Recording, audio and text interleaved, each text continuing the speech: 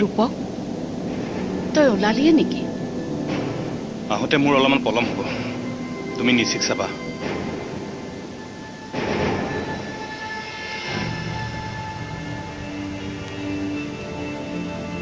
ৰূপক অফিচলৈ গ'ল যেতিয়া এতিয়া আৰু চিন্তা নাই। মই এইটো সময়তে প্ৰীতমক লগ ধৰিব পাৰোঁ।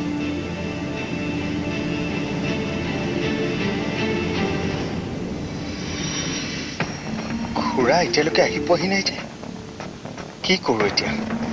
হে প্ৰভু, ভণ্টিৰ একো নহ'লেই হয়। প্ৰীতম, এই খুৰা কি হ'ল? মই এইমাত্ৰ ওলাই গৈছিলোহে, তই মোক হঠাৎ মাতি পঠিয়ালি যে? এই ভণ্টিৰ মানে প্ৰিয়াৰ কি হৈছে? প্ৰিয়াৰ হঠাৎ বাগৰি পৰিল, এতিয়া ভৰি হাতবোৰো চেঁচা, মুখেৰে মাত বোলো কৰা নাই। কি? অঁ তেনেহ'লে এনেকৈ ইয়াত কি কৰি আছ? ঐ ব'ল, তাইক হস্পিটেললৈ লৈ যাব লাগিব। ৰ'বা ভাইটিয়ে এম্বুলেঞ্চ মাতিছে। ওকে আমি আহি আছে বোলে। আহক দাদা, এম্বুলেঞ্চ আহি পাইছেহি। তই প্ৰিয়াক লৈ আগৈ, মই আগবাঢ়ি দিওঁ। হয় যা, সোনকাল কৰ তই যা তই। আমি ওলাইছে। আহক পাইছো। হে প্ৰভু, ছোৱালীজনী চকু মেলি চাবা আৰু।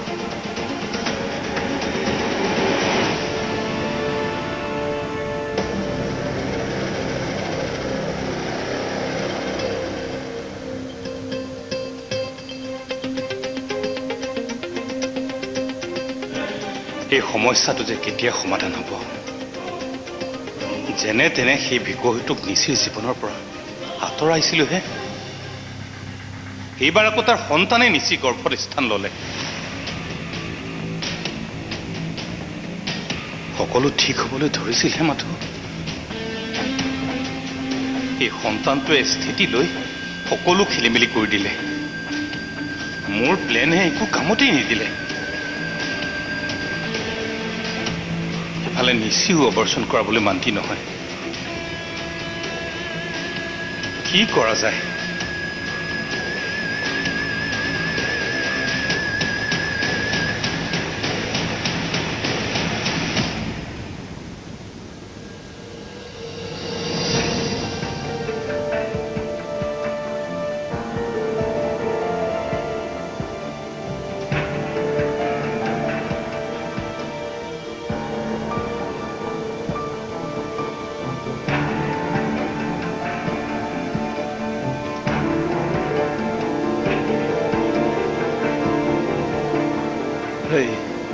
মানস, কি হৈছে প্ৰিয়াৰ? ডাক্তৰে কিবা কৈছেনে? ডাক্তৰৰ লগত দাদাহে কথা পাতি আছে। মেডিচিন কেইটামান দিছে, লৈ আহোগৈ। তুমি বেছি চিন্তা নকৰিবা খুৰা, মই যা সোনকাল কৰ।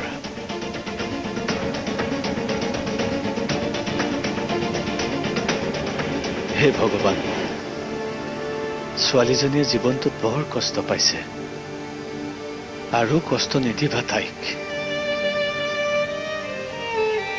চকু মেলি চাবা প্ৰভু।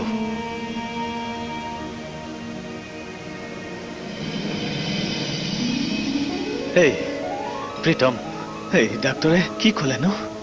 একো চিন্তা কৰিবলগীয়া নাই, ভাল খবৰ এটা আছে। ভাল খবৰ? কি কচোন? তুমি ককা হ'বলৈ ওলাইছা। কি? মই ককা হ'বলৈ ওলাইছো? এই খুৰীয়েৰা ক'ত আছে? আছে, ডাক্তৰৰ ওচৰতে আছে। ৰ'বা, ডাক্তৰৰ লগত দুটামান কথা আছে, মই পাতি আহি আছো। তোমাক খবৰটো দিবলৈহে আহিলো। যা।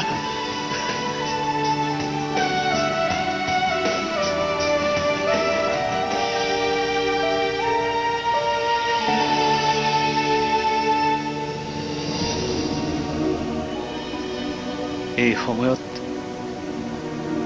নিজৰ মানুহজনৰ ওচৰৰ পৰা গুচি আহি প্ৰিয়া মাক হ'বলৈ ওলাইছে।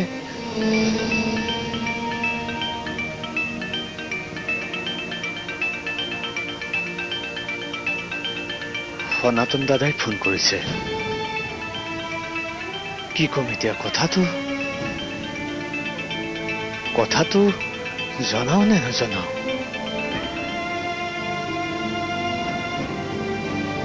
হেল্ল',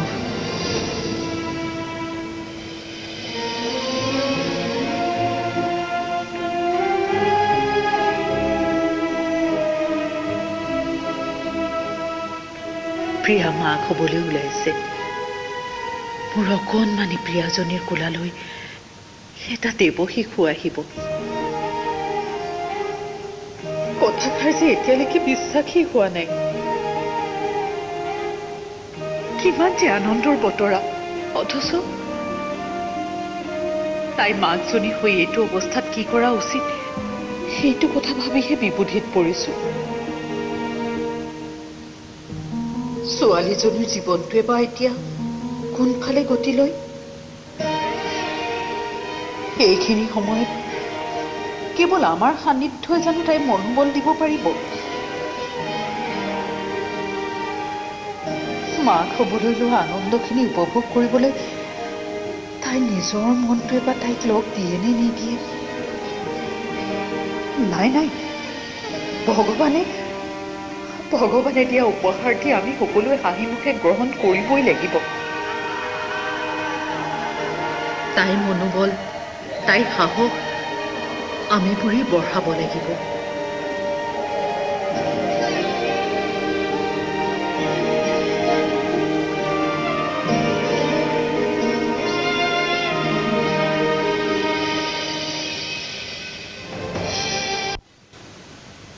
দাদা, তোক মই নিজৰ বুলি ভাবি সকলোখিনি কথা ক'লো। পাৰিলে তই সময় উলিয়াই এপাক আমাৰ ঘৰলৈ আহিবিচোন।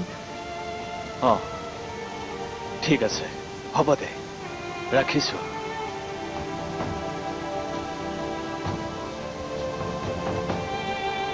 সনাতন দাদাক কথাবোৰ জনালো যেতিয়া নিশ্চয় ভাস্কৰকো কথাটো জনাব। প্ৰিয়াৰ কথা গম পোৱাৰ পিছত ভাস্কৰে জানো কি ভাবে। খুৰা, প্ৰীতম, এই খুৰীয়ে ভণ্টিক লৈ আহি আছে। তোমালোকে তাইক লৈ ঘৰলৈ যোৱা। মই দৰৱ কেইটামান দিছে, সেইকেইটা লৈ গৈ আছো। ঠিক আছে, যা।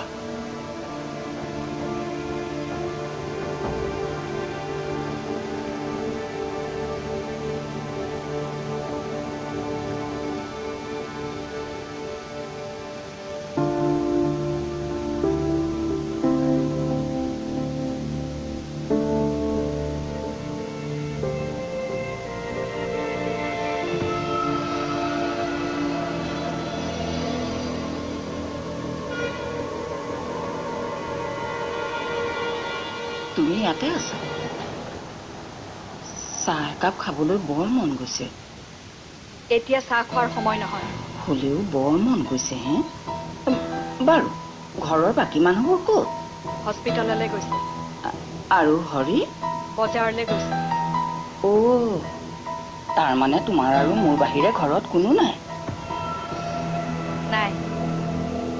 তেনেহ'লে তুমিয়ে চাহ একাপ বাকী আনা। ঘৰৰ সকলোবোৰ মানুহ হস্পিটেললৈ যোৱা বুলি কোৱাৰ পাছতো আপোনাৰ অকমানো চিন্তা হোৱা নাই? এবাৰো সোধা নাই কিয় গৈছে, কোন গৈছে, খালি চাহ খোৱাৰ ধান্দা।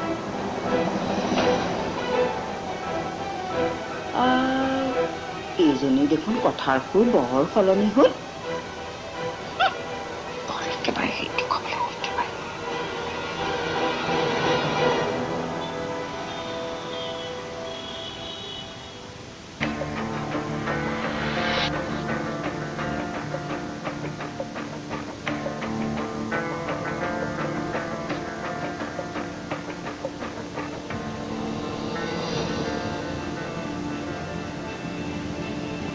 মাহী আইতা, প্ৰীতম, আপুনি ইয়াত? ভাগ্য ভাল মই যে তোমাক ইয়াতে লগ পালো। মই তোমাক বিচাৰি তোমাৰ ঘৰলৈ গৈছিলো। কিয়? কিবা প্ৰব্লেম হৈছে নেকি? নিশ্চয় ভালে আছেনে? প্ৰীতম, তুমি দেউতাক হ'বলৈ ওলাইছা।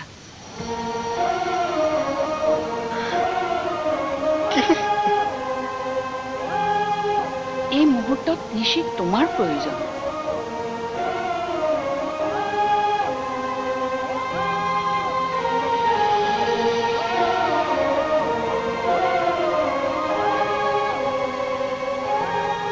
কিন্তু মই নিশ্চিৰ ওচৰলৈ যাওঁ কেনেকৈ? আপুনি নিজেই দেখিছিল নিশিয়ে মোক কি ব্যৱহাৰ কৰিছিল। মোৰ আত্মসন্মানত কেনেকৈ আঘাত সানিছিল তাই। জানো নিশিয়ে ভুল কৰিছে। তোমাৰ খুৰাক অপমান কৰাৰ দৰে খুৰীকো তাই অপমান কৰি ভুল কৰিছে।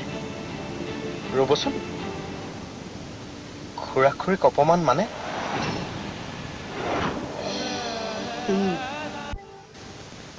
তোমাৰ খুৰাক অপমান কৰাৰ দৰে খুৰীকো তাই অপমান কৰি ভুল কৰিছে। ৰ'বচোন, খুৰা খুৰীক অপমান মানে? মই ঠিক কথাবোৰ বুজা নাই। মানে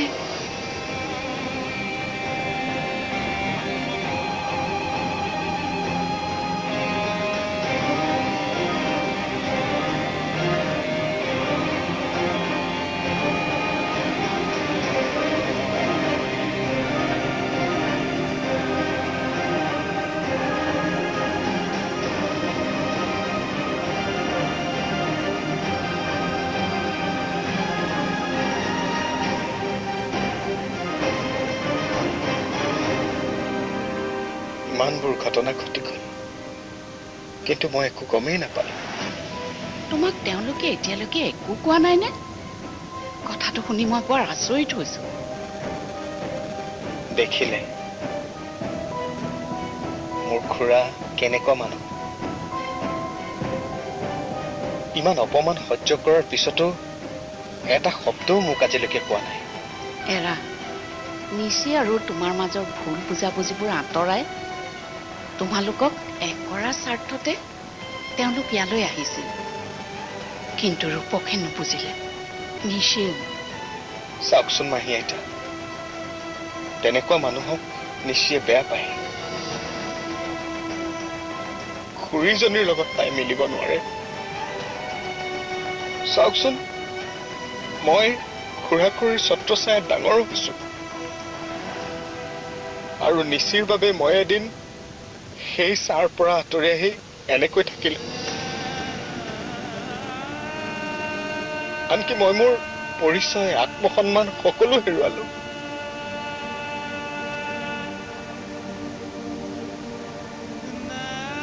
মোক ক্ষমা কৰি দিব। মই নিশিৰ ওচৰলৈ নাযাওঁ। বুজিছো। মই আৰু তোমাক জোৰ নকৰো, কিন্তু এটা কথা কওঁ, নিশিয়ে যিমান ভুল কৰিলেও তোমাৰ প্ৰতি তাইৰ ভাল পোৱা সদায় থাকিব। তাইৰ গৰ্ভত থিতা পেলোৱা তোমাৰ সন্তানটো হত্যা কৰিবলৈ ৰূপকে বহুত চেষ্টা কৰিলে, কিন্তু মান্তি নহল তাই। তোমালোকৰ প্ৰেমৰ সাক্ষীক তাই হত্যা কৰিবলৈ নিদিলে। জানাই ৰূপক কিমান অহংকাৰী আৰু কিমান জেদী। সেইবাবে মই তোমাৰ ওচৰলৈ আহিছো। বুজিছো, কিন্তু নিশিক দেখোন সুখী কৰি ৰাখিব পৰাকৈ মোৰ ওচৰত এটা ডাঙৰ ঘৰ নাই, এখন বিলাসী গাড়ী নাই। সেই এই পৰিস্থিতিটো মই নিশিৰ ওচৰলৈ নাযাওঁ। এয়াই মোৰ বৰ্তমানৰ সিদ্ধান্ত।